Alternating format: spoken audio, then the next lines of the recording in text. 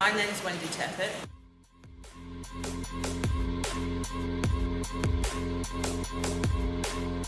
My background is my parents are Belgian. I was born in the UK. I spent years coming backwards and forwards in the Caribbean. About 5 years ago, I moved from Bermuda where I was working, and I came to live and work in Barbados. One of the companies I was working for was a company called Sidel, which is a private bank. Part of that was I was working for a VP who was in charge of a charity.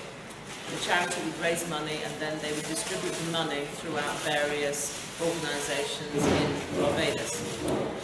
As part of that job, I came into contact with Sport for Life. I was told what the programme does, how it impacts on the children that are actually in the programme. I like the sound of the programme. One of my passions has always been photography. So I volunteered my services to document what happens at Sport for Life, so that can be then put onto a website, can be used to promote the organisation, what they do, by way of pictures. Yeah. My first day at the programme, I arrived at the Oval, met with Captain Hall, and it was my first experience of being around so many children of a certain age. And the first thing that actually struck me was some of these children were desperately needing just someone to listen to them. I'm not a teacher, I just have a passion for photography, but I also know how to speak to children. My son, I have a son of my own. I just remember thinking more people need to hear about this programme. They need to know what is happening with this programme, why it's happening with this programme. One of the things when I speak to people about the programme, I make them understand that it is not just for the children. It's actually a dual process. It's also for the parents as well to actually work together. One of the things that I enjoyed doing was having a little lunch club. So what I used to do was, if children kind of were misbehaving, I'd say, right, you're going to join me for lunch. We started a lunch programme, which meant that they would have to sit down, they'd actually have to wait till everybody. It sounds very basic, but it's something that the children maybe weren't used to doing at home. So it was a case of I started the lunch club, I then purchased tablecloths, knives and forks, bits and pieces like that. So it actually gave them a much more realistic approach to how you actually sit and communicate. So actually making a difference is what I enjoyed, seeing the changes in the children, the fact that they remembered things, and I was able to impart some of my knowledge as well. I'm very fortunate that I've been able to travel, I've gone to various places, so it's sometimes great to be able to exchange that kind of information with children. To, to say to them, look, you might not be able to travel far, but wherever you do travel, take that on board and take that with you. Yeah. I think that they assume that these children are children that are always getting into trouble. A lot of the time it's not that. Some of them possibly have slight learning difficulties.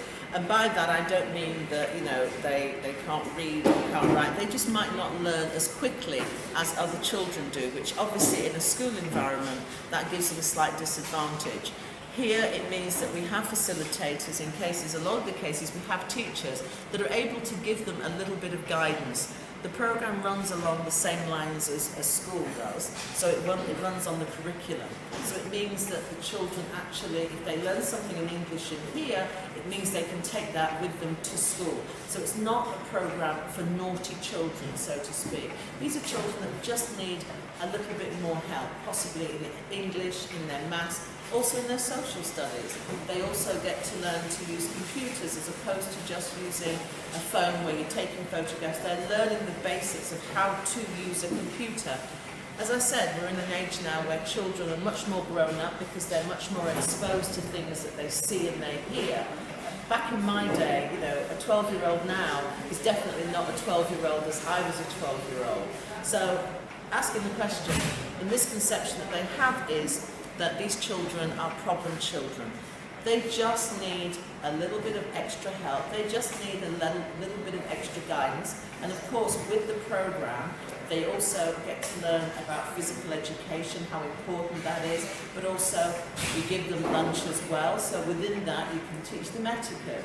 A lot of children, and this is by no ways a diss on their families, but it's a case of a lot of children, if you tell them to sit and eat with a knife and fork, they do actually look at you a little bit odd, because they're maybe just used to maybe sitting in front of the television or eating snacks. This is a proper meal that is put in front of them that they have to eat with a knife and fork. So that gives them social skills as well. You don't shout at the person across to you, you talk to the person next to you. You know, you say to people, to children, oh, use your inside voice. When you're in a situation where you're at a dinner table, you talk to the person next to you. You don't scream across 2 or 3 tables. So it's also showing them that just because they come from a different school doesn't mean they can't interact with somebody from a different school. They have to interact and they speak.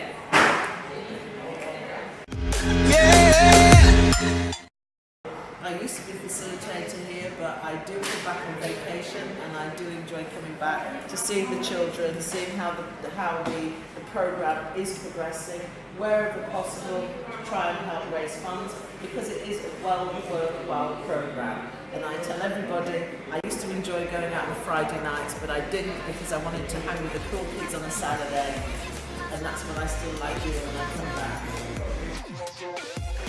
My name is Wendie Teppett, and this has been my view as a facilitator